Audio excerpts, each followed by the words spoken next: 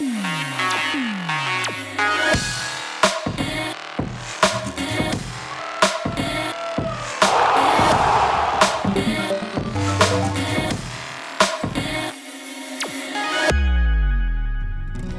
very warm welcome to you on this week's news capsule.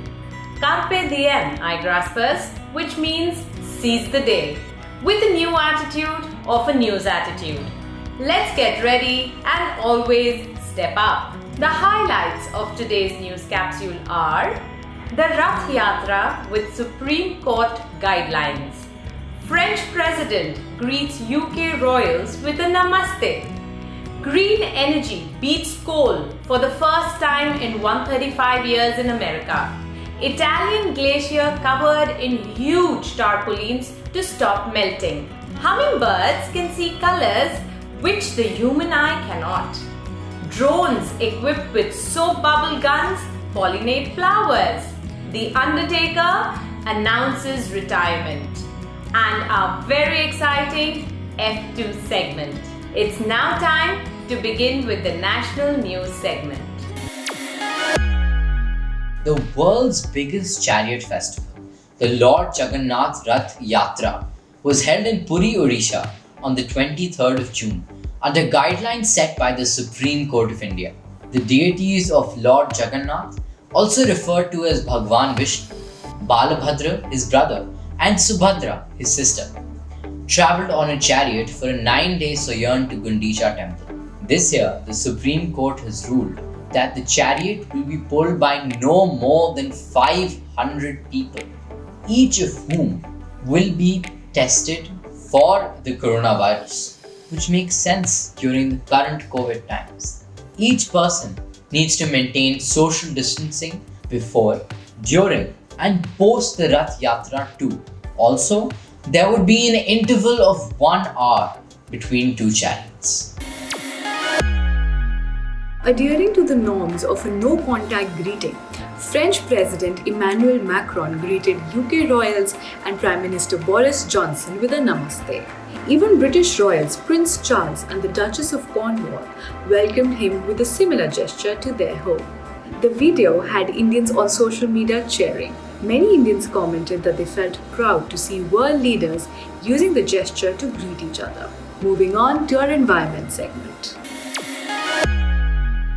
Igraasp-Making, today I will tell you some truly warming news from across the globe. For the first time in 135 years, the United States got more energy from renewable resources, that is, environmentally friendly sources such as wind and water energy, than it did from polluting coal. Traditionally, coal is burnt to help generate electricity to power everything, from homes to offices to factories. The burning of coal releases harmful gases in the air that pollutes the planet and causes global warming. The US has shown an excellent initiative, and we hope that every country in the world shifts to clean energy. Such a large change in a country where coal is widely used can be the mark of the beginning of the end of polluting fuels.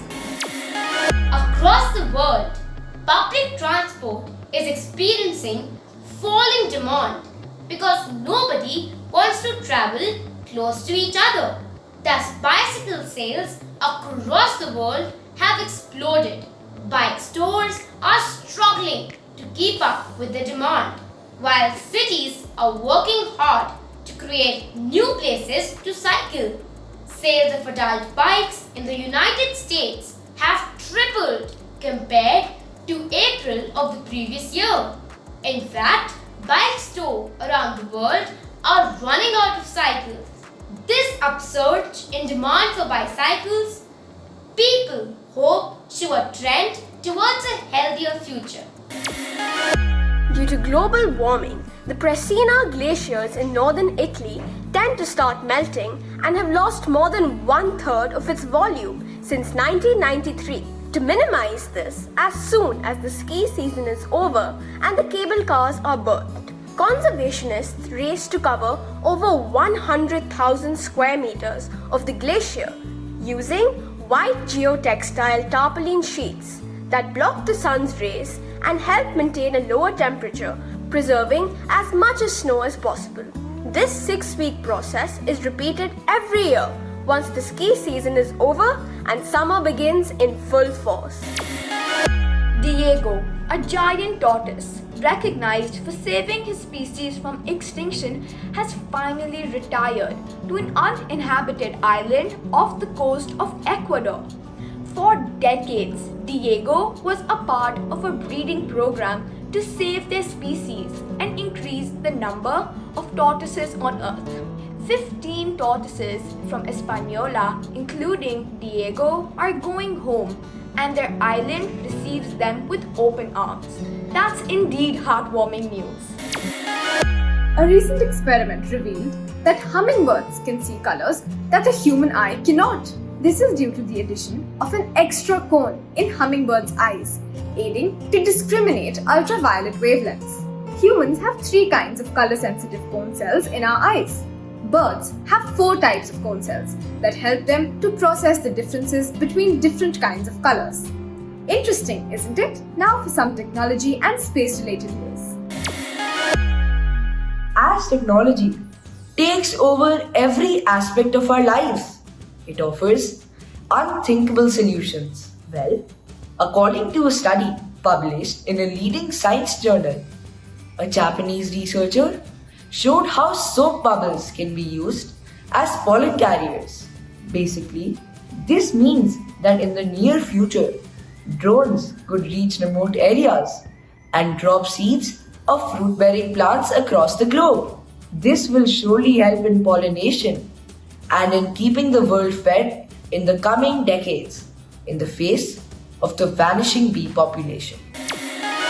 In a truly fascinating and cool idea, Google's parent company Alphabet will be helping children in the US to get books from their local libraries through drones. Alphabet has an experimental drone delivery service called Wing that was designed for making deliveries in the city. This exceptional idea will limit human-to-human contact. Also, since it won't get stuck in traffic, the drones can be seamless and swift. Would you like your books to be delivered through drones too? Email us your thoughts on igraasp@gmail.com. Now, for some news from outer space. According to a new study in the Astrophysical Journal, scientists at the University of Nottingham estimate that there is a minimum of 36 communicating intelligent alien civilizations in our own Milky Way galaxy. Wow! Something humans have been wondering about since centuries. We are now one step closer to deciphering. In fact, the scientists say that 36 is a conservative estimate. There may actually be many more. This is truly fascinating. The 55-year-old legendary wrestler Mark William Calloway, popularly known as The Undertaker, confirmed his decision to end his 3-decade-old in-ring career during the 5th and final installment of his document Undertaker, The Last Ride on WWE, World Wrestling Entertainment Network. Widely regarded as the greatest wrestler of all time, The Undertaker is also a 7-time world heavyweight champion. The Undertaker will surely go down as one of the best characters in the history of sports entertainment. This certificate of appreciation is presented to Ridit Agarwal from the Shri Ram School, Aravali, Gurgaon, for promptly responding to a news piece on India's leading news capsule for tweens, Igraasp. Friends, I'm sure many of you like to read treasure hunt stories. But those stories are a thing of the past, am I right? Who finds hidden treasure nowadays, correct? Wrong. A 90-year-old man in the United States recently discovered a buried treasure worth a whopping $2 million. The rubies and jewels were quite literally found in a treasure chest. Mr. Fenn, in 2010, wrote a book full of clues to the location of a treasure that he had hidden in the Rocky Mountains. As many as 3.5 lakh people bought this book, and became budding treasure hunters. Recently, one of the men hit the jackpot and found the precious treasure. Mr. Fenn, now 90, even wrote on his website congratulating the lucky winner. Exciting, isn't it? Did you know AB negative is the rarest blood group? A human stomach contains acid which can dissolve stainless steel. Can you guess who? This famous American author, political activist and lecturer lost her sight and hearing during childhood. She was the first deaf and blind person to graduate high school and get accepted into Cambridge University. She was nominated for a Nobel Peace Prize in 1953 for advocating for the rights of those who were blind or disabled. I knew you'd get it. Give it up for Helen Keller. Did you know that in 1999, her name appeared on Time magazine's list of 100 most important figures of the 20th century? Word of the week is upsurge, which means a large or rapid increase. I have a recent upsurge of interest in painting. Dear Igraspers, this week let's fly to the magical world of Aragon.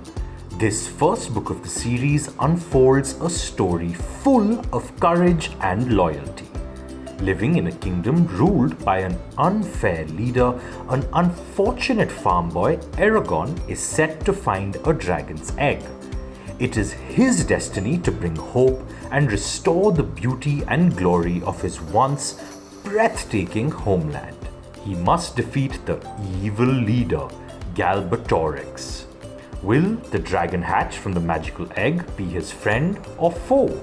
Read the magical adventure novel and find out what happens in the kingdom of Alagesia. Don't forget to share your review with us. This brings us to the end of another informative news capsule. Kindness is a free currency from a well that doesn't dry up. Until we meet again, Igraspers, be kind and be compassionate. Bye-bye.